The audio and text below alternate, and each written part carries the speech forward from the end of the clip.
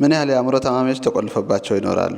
ሰላም እንዴት ናቸው? የዚህ ጄኔሬሽን ቲዩብ ተከታታዮች፣ ዛሬ ይዤ የመጣሁት ርዕስ የአእምሮ ሕክምና ይመለከታል። በዓለም ላይ 50 ከመቶ የሚሆኑት የአእምሮ ህሙማን ወደ ሕክምና ማዕከላት አይመጡም። ኢትዮጵያን ጨምሮ በሌሎች ታዳጊ ሀገራት ደግሞ 90 በመቶ የሚሆኑት ወደ ሕክምና ማዕከላት አይመጡም። ይሄ ቁጥር በጣም አስደንጋጭ ነው። ይሄ ቁጥር ለምን እንደዚህ ሆነ የሚለውን ቁጥሩን ያስቀመጡት ጥናቶች መሰረት አድርጌ ምክንያቶቹን እነግራቸዋለሁ። እስከ መጨረሻው እንድትከታተሉን በአክብሮት ተጠይቃቸዋለሁ። የአእምሮ ህመም እንደ ማንኛውም የሰውነት ክፍሎቻችን የራሱ የሆነ ህክምና ያለው ስፔሻሊስት ሐኪሞች ያሉት ሊድንና ሊታከም የሚችል ህመም ነው። ሰው ለምንድን ነው ወደ ህክምና ማዕከላት መምጣት የምንፈራው የሚለው ሳይንቲፊካሊ ምንም አይነት ምክንያት የለውም። አንዳንድ የአእምሮ ህመሞች ለረጅም ጊዜ ከኛ ጋር የሚቆዩ ሊሆኑ ይችላሉ። ሌሎችም እንደዚሁ። ለምሳሌ አንድ ሰው የደም ግፊት ቢኖርበት ደም ግፊቱን የሚቆጣጠርበት መድኃኒት እየወሰደ ለረጅም ጊዜ በጤና ይኖራል። አንዳንድ የአእምሮ ህመምም የዚሁ ተመሳሳይ ሊሆኑ ይችላሉ። እንደዚህ በመሆናቸው ግን ከህክምና የምንርቅበት ምክንያት ሊሆነን አይችልም ማለት ነው። እንደ ማንኛውም ስኳር በሽታ፣ የደም ግፊት ወይም ሌሎች ህመሞች ቋሚም ከሆነ ቋሚ መድኃኒት እየወሰድን እንኖራለን። እንደ የሚድኑ የአጭር ጊዜ ህመሞች ከሆኑ ደግሞ የአጭር ጊዜ ህክምና ወስደን እንድናለን። እንደ ጥናቶቹ ገለጻ ከህክምና ማዕከላት የምንርቅባቸው ሳይንሳዊ የሆኑ ምክንያቶች እንደሌሉ ነው የሚያሳዩን ማለት ነው። በጥናቶቹ መሰረት ሰዎች ወደ ህክምና ማዕከላት የሚሄዱባቸው ምክንያቶች የሚከተሉት ይሆናሉ። አንደኛ፣ ማህበረሰባዊ መገለል ወይም ሶሻል ስቲግማ የምንለው ነው። በማህበረሰባችን የአእምሮ ህመም እንደ ህመም ሳይሆን እንደ ድክመት፣ እንደተለየ ባህሪ ወይም እንደ እብደት ይቆጠርና ወደ ህክምና ማዕከላት የማምጣት ወይም የመሄድ እድላችንን በከፍተኛ ሁኔታ ይቀንሰዋል። ታማሚውም ጭምር ይህንን አምኖ ወደ ህክምና ማዕከላት የመሄድ ወይም የመምጣት እድሉ በከፍተኛ ደረጃ ይቀንሰዋል ማለት ነው። ሁለተኛ፣ አንዳንድ የአእምሮ ህሙማን እንደታመሙ አለማመን።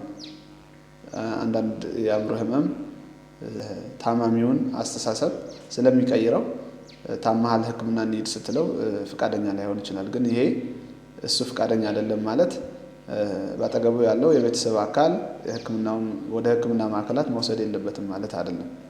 ወደ ሌላ ቦታ የምንወስድባቸው መንገዶች ለህክምና ማዕከላትም ይሰራሉ። ሶስተኛ፣ በህክምና አይድንም የሚል የተሳሳተ ግንዛቤ ነው። በተለይ በእኛ ሀገር ይሄኛው ግንዛቤ በጣም ብዙ ፐርሰንት ይወስዳል።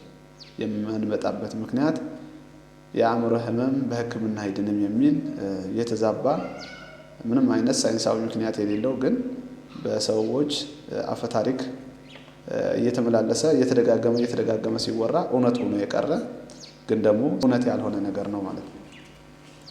አራተኛ፣ ይሄ ለጤና ተቋማት የሚመለከት ነው። ጤናን ሙሉ በሙሉ ቢዝነስ የማድረግ እንደሚታወቀው የአእምሮ ህክምና የሚፈልገው ሴትአፕ ወይም ፋሲሊቲ ረዘም ላለ ጊዜ የማገገሚያ ቦታዎች ይፈልጋል። ለረጅም ጊዜ ክትትል ይፈልጋል። እነዚህ ነገሮች ከቢዝነስ አንጻር ሲታዩ አዋጭ ስላልሆኑ የህክምና ማዕከሎቻችን ወይም በተለይ ሆስፒታሎች ይህንን ህክምናን ሙሉ በሙሉ በከፊል ቢዝነስ ማድረጉ ምንም ችግር የለውም። ምክንያቱም በቢዝነስ አይን ካልተሰራ ህክምናውን ደግሞ ደጋግሞ ለመስጠትም አስቸጋሪ ስለሚሆን ቢዝነስ መሆኑ አይቀርም። ግን ሙሉ በሙሉ ቢዝነስ ማድረግ ደግሞ አንዳንድ ታካሚዎችን ከጨዋታ ውጪ ሊያደርግ ስለሚችል ይህንንም ቢታሰብበት ብለን እንላለን። ለዛሬ የነበረን አጭር ቆይታ ይሄን ይመስላል። እባካችሁ ወንድም እህቶቻችሁ ወይም የቤተሰብ አባል በህክምና መረዳት እየቻለ በተለያየ ምክንያት ወይም በተዛባ አስተሳሰብ ከቤት በሰንሰለት አስራችሁ የምታስቀሩ፣ ወዳልሆነ ቦታ የምትወስዱ፣ እንግዲህ ይህንን የምለው ቤተሰቦቻቸው አባል የሚቀርባቸው ሰው የለም። ነገር ግን ካለው የግንዛቤ እጥረት መሰረት በማድረግ ዳታዎችም የሚናገሩት ይህንን ስለሆነ 90 በመቶ ኢትዮጵያዊ ወደ ህክምና ማዕከል አይመጣም ማለት በጣም ብዙ ሰው በየቤቱ በሰንሰለት አስረን አስቀርተነዋል ማለት ነው። የአእምሮ ህመም ስላለበት ብቻ ሰው ወገኖቻችን ወደ ሕክምና ማዕከላት በመውሰድ ወይም መታከም የሚችል ህመም ስለሆነ ወደ ሕክምና ማዕከላት እንድትወስዱ እመክራለሁ። አመሰግናለሁ።